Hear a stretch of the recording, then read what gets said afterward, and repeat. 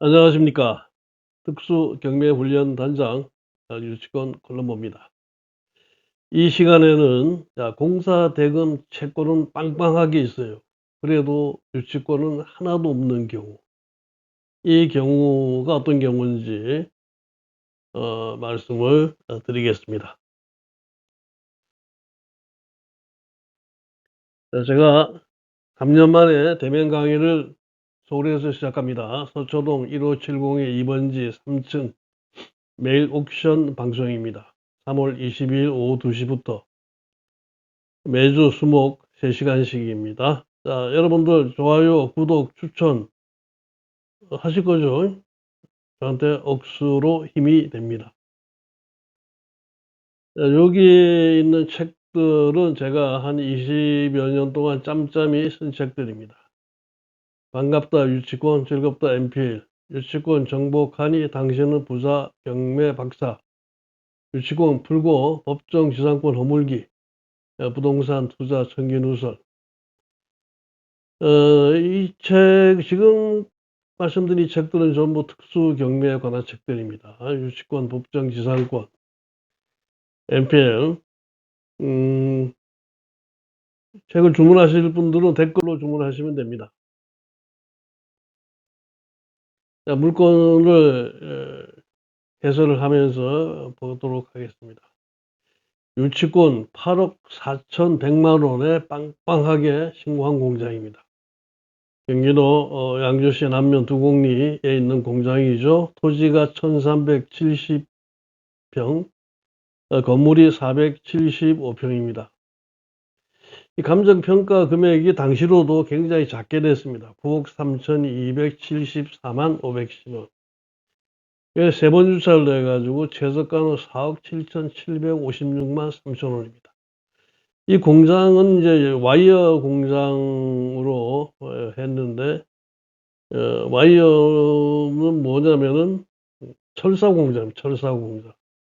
기계는 가서 보니까 아직 안 들어왔더라고요. 공장은 완전히 이제 새로 지어서 시동도 한번 해보기 전에 공장입니다.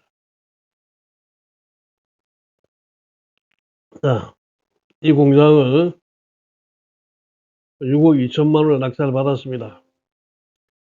제가 우리 회원들한테 6억 2천만 원 이하로 낙찰 받아오라고 하니까 뭐 6억 1,999만 원, 9천 원 이렇게 써갖고 와서 제가 저한테 핀잔을 많이. 역시 이 금액은 완전히 경매 초짜들이 쓰는 금액이다. 맨날 그렇게 초짜를 면하지 못할 것이냐 하고 나무랬던 적이 있습니다. 자, 여기에 이제 뭐 유치권 신고 보다도 임차인들이 또 고나무개가 1억, 또 고나무개가 5천만 원, 이 아무개가 1억씩 이렇게 2억 5천만 원이 이제 있고 또 이 아무개가 5천만 원 해가지고 전부 네 사람이 임차 보증금이 합계 3억이 있습니다. 집행관이 나갔는데 사람이 없어가지고 점유자 확인이 안 되니까 점유관계등은 별도로 확인이 요망됨. 공장 방문 시 아무도 만나지 못하였고 출입로는 출입 통제하기 위하여 강판으로 울타리가 설치됐다. 공장 출입문 및 창문으로 내부를 확인한 바 내부 공실이며 점유 관계 등 별도의 확인이 요망됨. 세입자로 조사한 이기서는 등록사항 등 현황서상의 등재자임. 세무서에 이제 등재된 그런 세입자라고 하는 얘기입니다. 건물 등기부도 뭐 특별한 건 없습니다. 여기에 이제 2006년 4번 건물 등기부 4번에 보면은 2006년 1월 26일 근저당권 설정을 한 임아무개가 있습니다. 3억. 이거는 이제 나중에 이제 그 조사한 바에 의하면은 이 서울 서초동에 법원 앞에 있는 법무사, 하여튼 이 서울에는 말이죠, 법무사들이 별별 장난을 다 칩니다. 여기에도 유치권을 만든 장본인이 법무사예요. 뭐 하기야 공사를 한 사람들도 그 유치권에 대해서는 그 당시에 잘 몰랐잖아요. 그리고 인제 이 유치권을 갖다가 총지휘를 했습니다. 이마무개라고 하는 분은 그 김 법무사의 이제 부인인데 2억 빌려주고 3억 건져담고 설정을 했다고 그럽니다. 밑에도 제가 써 놨습니다. 2006년 1월 26일 건저당 설정한 이마무개는 유치권 신고를 지휘한 법무사의 부인이다. 그 유치권 신고가 얼마나 돼 있느냐? 꽤 여러 사람입니다. 선정 당사자가 주 세보종합건설 대표이사로부터 해서 8억 4,135만 원의 유치권 신고가 되어 있습니다. 그런데 보면 가서 보니까 말이죠. 이 46-5번지 남면 두곡리 양주시 남면 두곡리 46-5번지는 이 담 밖에 있는 도로입니다. 여기에 컨테이너가 하나 있어요. 이 컨테이너가 누구 컨테이너냐 보니까 유치권자가 그 담 밖에서 그 컨테이너에 있다고 점유하고서 유치권 주장한다고 그럽니다. 여기 지금 도면이 있죠. 도면 보면은 46-5 지금 이제 요 부분입니다. 46- 어 5 보면은 이 도로가 길게 이렇게 돼 있죠. 길게 도로가 돼 있는데 거기에 좀 움푹 들어간데 거기에다가 인제 실제 이 뒤로는 단추 공장이 하나 있는데 이 토지가 이 공장 소유 도로가 공장 소유의 토지입니다. 그래서 여기 컨테이너를 갖다 놓고 해도 뭐 아무 말 못하게 돼 있어요. 그렇다고 뭐 토지 사용을 갖다 승낙받은 것도 아니고 한 그런 관계입니다. 그러면 이제 이 사람들은 컨테이너 밖에서 유치권자가 점유를 하고 그러나 공장 사무실에 그 점유자는 또 있어 보여요.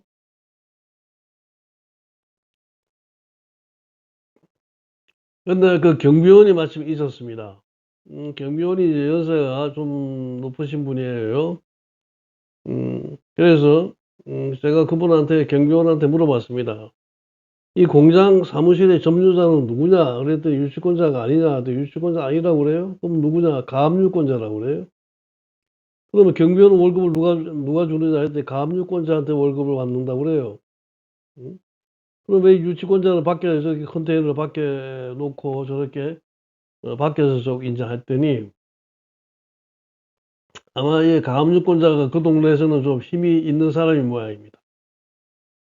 좀 주먹이 좀 세든지 뭐 힘이 있든지 그런 모양이에요. 그 유치권자를 들어오지 못하게 하니까 유치권자 의정부에 살고 여기는 양주고 하니까 이 유치권자가 힘에 밀려 가지고 이리저리 밀려 가지고 결국 점유를 못하고 밖으로 밀려나가는 겁니다. 자 그래서 뭐 이 상태에서 '아 유치권은 확실히 없구나.' 이렇게 해 놓고 6억 2천만 원에 낙찰을 받으라고 했더니 6억 천 뭐 999만 9천 원 이렇게 받아왔습니다. 자 유치권자한테 제가 이제 잔금을 내기 전에 그쪽에 찾아왔더라고요. 유치권자 회사의 뭐 이사라고 하는 분이 찾아오셨어요. 그래서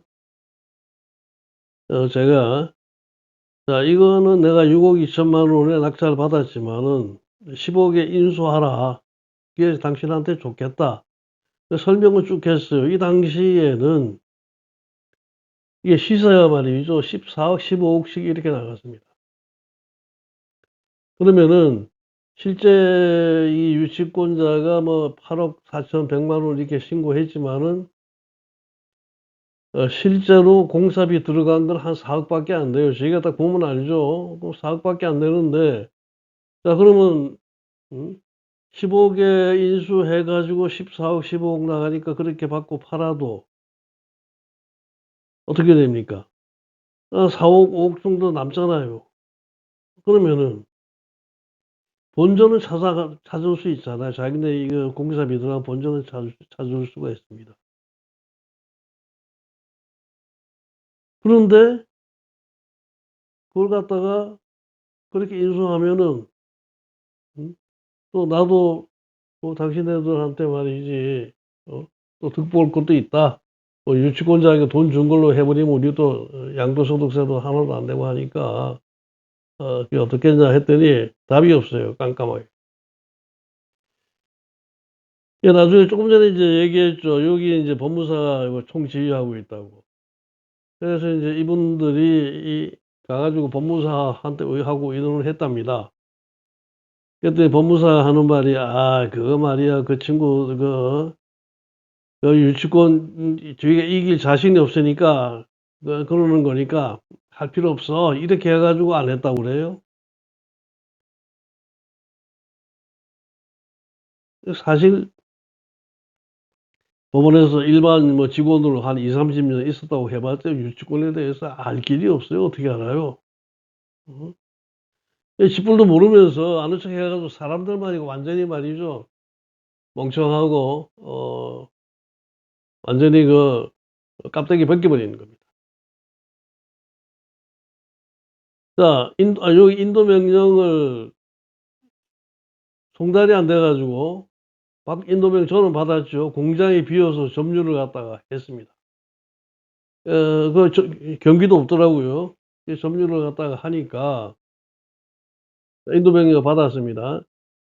대북공작원, HID죠.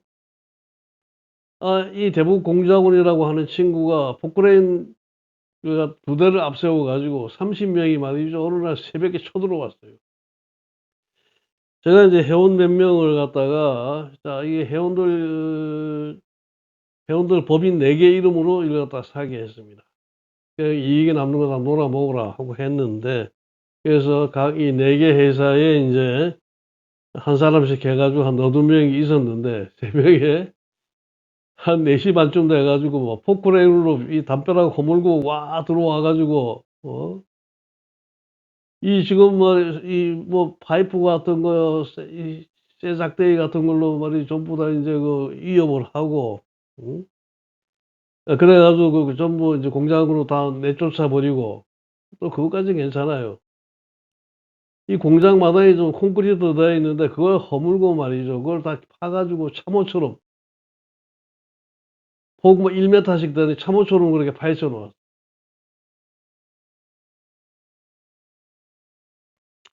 그런 판국인데, 조금 전에 이제 이게 인도 명령이 송달이 안 돼가지고, 결정문 송달이 안 돼가지고, 그래가지고 이제 이런 문제가 생겼다고 했죠. 그래서 이제 인도 명령을 공시 송달을 했습니다. 공시 송달 요청을 해가지고 공시 송달이 됐어요. 그래서 이제 집행관하고 같이 가가지고 집행을 갖다 했죠. 집행을 했는데, 집행관하고 처음 갔을 때는 사람이 아무도 없었어요. 그래서 그냥 개골장만 붙여놓고 아무 연락이 없다고 해가지고 집행을 했는데, 그때는 이제 유치권자라고 하는 사람 3명이 있더라고요. 그래 집행한다고 했더니 이 사람들이 우리는 아무것도 못 받았는데 뭐 집행을 하느냐.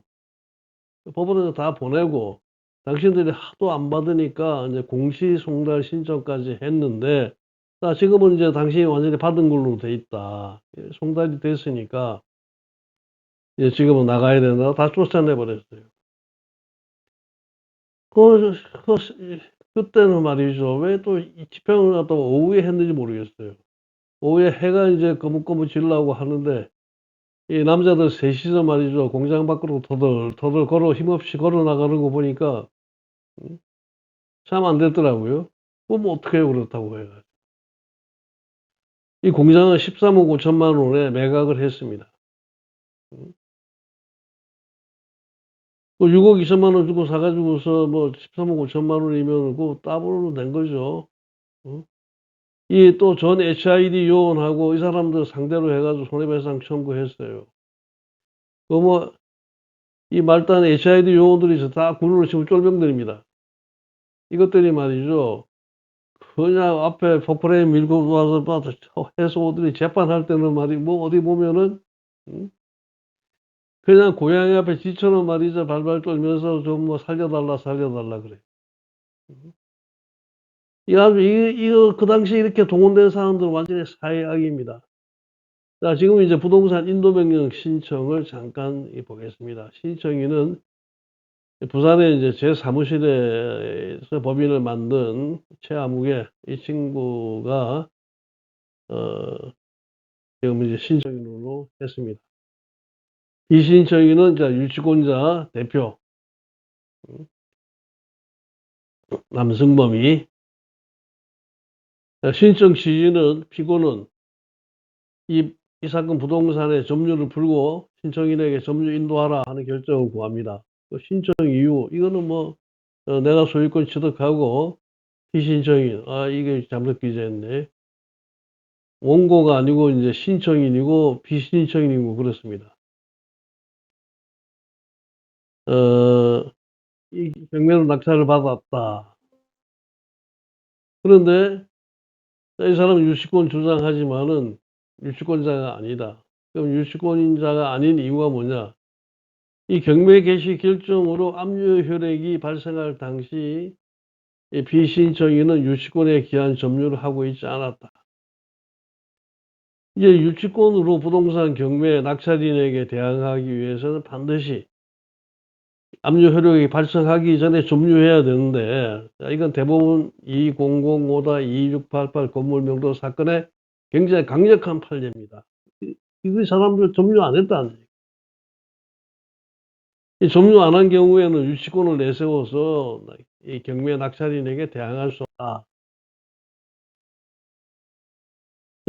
지평가에 나갈 때도 점유가 없었고 감정평가에 나갈 때도 점유가 없었다. 공가 상태라고 다 했고 또 이 사람은 경매 진행 중에도 가압류권자에게 밀려서 컨테이너 담장 공장 담장 밖에 세워놓고 그러고 있었는데 무슨 점유를 했느냐. 또 대법원 2006-2050 토지인도 사건에서 여기서도 압류 효력 발생 이후 부동산 점유를 이전받아 유치권을 취득한 채권자는 경매 낙찰인에게 대항할 수 없다 이렇게 되어 있죠. 또 매각물권 명세서를 보자 이겁니다. 매각물권 명세서를 보면은 이기선이 뭐 권동수 이 사람들이 말이죠. 또 권영도 이 사람들이 전부 보증금 3억에 점유하고 있는 걸로 돼 있어요. 그러면 유치권자가 어디 점유하고 있는 거예요?